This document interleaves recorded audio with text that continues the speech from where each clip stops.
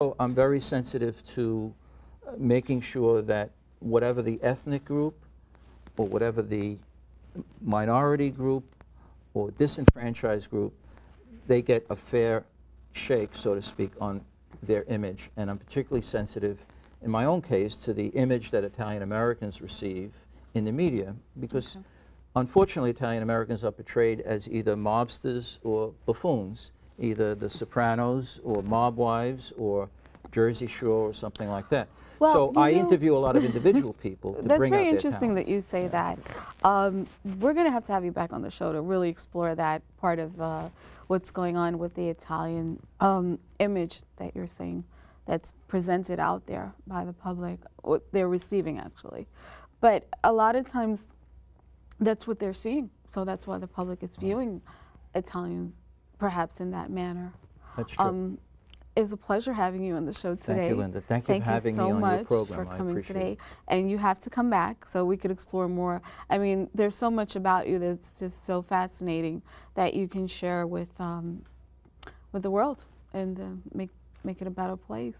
Do you have any words of wisdom before you go to anyone out there who wants to get more into their career and seeking or searching for their purpose? Well, I would say this, that Martin Luther King Jr. said that the most urgent question is, what are you doing for others? And I would echo that it's important to be selfless and work or live on behalf of others, and also in doing that to be genuine, to be who you are, follow your passions, and it comes back to you in gratefulness and in happiness. Thank you. Thank you so much. Thank you.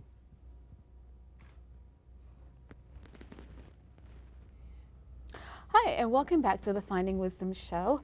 We were just talking with Bill Russo from The Bill Russo Show, and now we're talking to Anthony Lofaso, who's also a part of the Centennial Broadcasting Network, who has a show called the AC Low Show. Is that correct?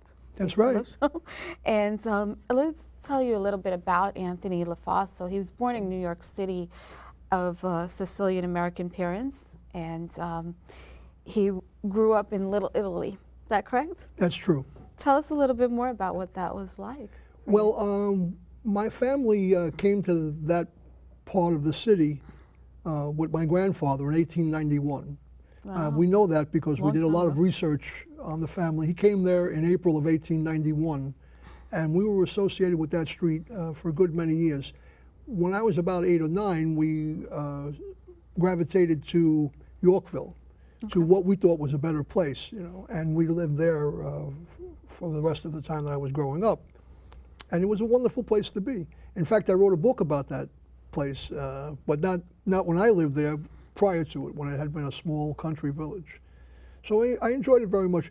When we were in Little Italy, it was not a tourist location.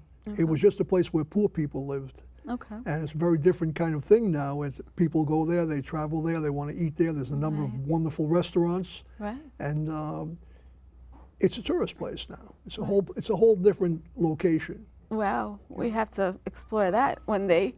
Talk more about what it was like years ago. Do you have any pictures? I do, yes. What's so interesting? I do. No videos. We didn't have video in those days. Well, I have photographs, but no video. That'd be great. Maybe we could do something with that. So what was your experience like going through having your education being brought up in America at that time? What was it like? It was wonderful for me. My recollection was that we had a front door seat to the greatest show on earth. That's what I felt. We went everywhere. I mean, we went to every museum many, many times. In those days, it was for free. We were in walking distance of Central Park, walking distance of the museum. Did you like to walk a lot? Well, yeah. Yeah? Yeah. Is there a story behind you walking a lot? There's a long story behind that. You want to share with the viewers? I don't know if you have enough time to explore that. You know, the Lofasos are great walkers. We've walked going back many generations. Oh, great. Poor people walk. They walked, right? Yeah, and later on I became a runner, so... So you run? I still run. Wow. I that's still run. At very this great. advanced age, I still run. Wow. Wow. What advanced age. So tell me a little bit, after you went through public schools, did you go to high school? What high school did you go I to? went to Samuel Gompers High School in the Bronx. It was a citywide school where anyone in the city, it wasn't what we call a neighborhood high school, it was a citywide high school, and that anyone that lived within the 5 boroughs could go there. They taught several kinds of trades, and I primarily learned electricity and radio and television. Well, so you learned radio and television. Well, yes, radio and television, but what happened was that they started making televisions that it was much cheaper to buy another one than to fix it.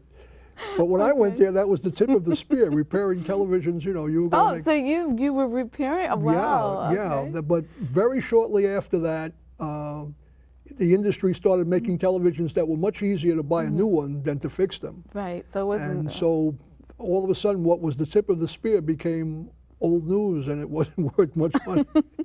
Wow. So after you went to high school and you learned about radio and TV. Very shortly after that, I became a member of the New York City Department of Sanitation. Okay. I was a sanitation worker in the South Bronx and Harlem in the 1960s. And again, I had a front seat to the greatest show on earth. It was really fascinating to me. I loved the people, I loved the area, and I loved the work. Well, what got you involved in wanting to be a part of the sanitation department? What Basically, inspired you? the economics and the security. I was working in a bunch of different jobs with no future, no potential, and also there wasn't much security. You know, you could come in, and if your hair was parted on the wrong side, boss didn't care for it. He'd ask you to go home or something. So I wanted to be in the civil service. I took all of the civil service examinations. I took the police test, the fireman's test, the sanitation workers test, and the post office test. And I was called for all 4. When I was called to be a police officer, my mother begged me not to be a policeman. And being a young man, I was upset about that. You know, you don't interfere in my life and all those childish things that we say. You were a rebel? And my mother turned out to be right. Oh, okay. I was scheduled to go to the academy, which at that time was an old warehouse building at number 7 Hubert Street in New York City. The current police academy wasn't built yet. This is a long time ago. Okay. And when I spoke to my sergeant, who was going to be the mentor while I was being trained, he said to me, listen, sometimes mothers know best. And he said, you know, you're a young guy. I like that. Sometimes mothers know best? Yeah. You're a young man. Wait a year or 2, your name will go to the bottom of the list. We're going to use this whole list. Your name will come up again. And he was right. My name did come up again, but I was a sanitation worker by that time, and I had no desire to be a police officer. So Wow. that was how my die was cast. So how was it coming in? Did you come in as entry level and then you worked I your was a way up? sanitation worker, and then there were examinations.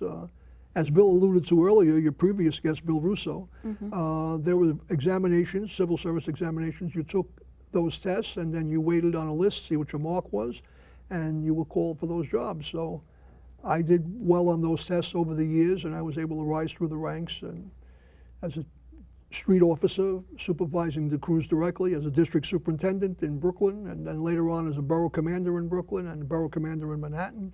And eventually I was at the citywide level in New York City at headquarters, working for the commissioner and the first deputy commissioner. That's very commendable what you've done. From your history of you were working different jobs, and then you found a place where you had security and you kept moving on up. And an opportunity for a career, which I had really no knowledge of that, no real thought of that. My first concern was security. When I arrived there and came to understand that there was a career in front of me, and I hadn't thought of that, and here I was. So I was very fortunate. I was very fortunate to be a member of the agency. I was very fortunate to be born in New York City. I think it's the greatest city in the world, and I think that, again, your previous guest, Bill Russo, he alluded to the wonderful mixture of people here in New York City. Just wonderful, and it's our strength. That's our strength. That's the power that New York City generates is because of the acceptance of a wide variety of ideas and cultures and people. and personalities and lifestyles.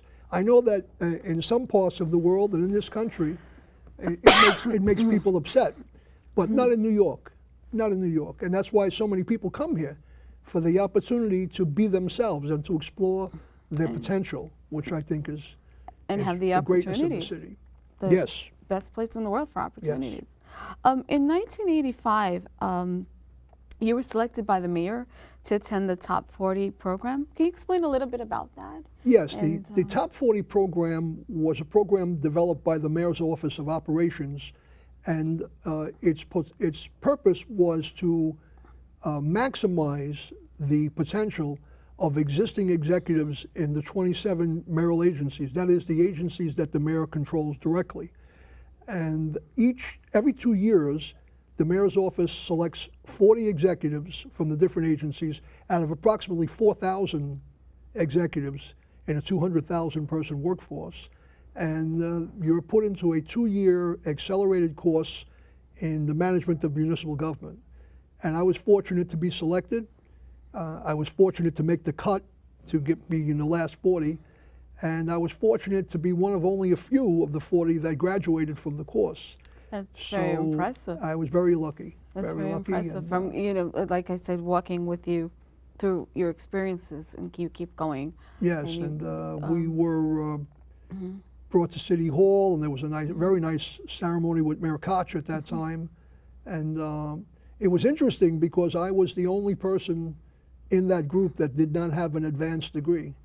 Everyone in that group had an advanced degree, and they were all very talented and smart people. So I was fortunate. So does it help to keep you grounded? The fact that you started off from entry level and you worked your way up, and even though you didn't have the backgrounds that these other people did? I think I kind of did it in reverse. Because of my experience, I had already managed a great many people and a great many projects, and also had designed from the ground up new methods and new systems, and had been involved in union negotiations and in the creation of budgets and the monitoring of budgets and all kinds of things. And then I went to school and learned about what I did. So I'd already done all of those things. Oh yeah, that makes sense. And when I went to school, it kind of put a label on everything. But I really, only in New York could a person, like you say, of limited background have that opportunity. It was really a fabulous thing. That's great. And the 1990s, you were an associate producer and the host of Riding High Productions. What was that? It's Riding High. Riding High. Yeah, Riding High. Okay. That my wife, Lorraine Lofaso, who is an artist in her own right, a wonderful singer, she was the producer of Riding High, and she developed the opportunity at the Iridium nightclub, which is a well-known nightclub here in New York City that has had premier jazz artists for many years. And just about every Sunday for almost 10 years, she produced singers. I was the associate producer. I don't want her to be upset with me. I was the associate producer. And the associate producer, I guess you know what the associate producer does. I don't know. Well, all the little pick and shovel things that have to be done. She was the creative aspect of it, and reached out for the talent and brought that talent forward. And we did that for a number of years. And it worked well. Sometimes we'd have lines around the corner. You dealt with some of the finest musicians, I heard. Yes. And singers in New York at that time. People like that, people of the highest level. And what were some of the names that you worked with? Well, in particular, Ron Carter. And then lots of the people that we had there later went on. The singers that we produced were not known, were not household names. Oh, they weren't household names? No, they went forward to do very well in their industry, although you wouldn't recognize their names. Two of the people went into The Lion King on Broadway, and others got opportunities in other venues that they may not have gotten had they not been seen at the Iridium. That is great. And again, the Iridium was the premier spot for jazz music in New York City at that time, along with the Blue Note and the Village Gate and places like that. So it was very, very interesting. And every week we had a live audience, a New York audience. And New York audiences could be a very kind audience or a very tough audience. Oh yeah. You have to have your T's crossed and your I's dotted. Definitely. Yeah. And tell me a little bit about when you retired and what happened afterwards, really quickly, if you can. Well, I formed a company with a partner. His name is Alan Goldrich. We formed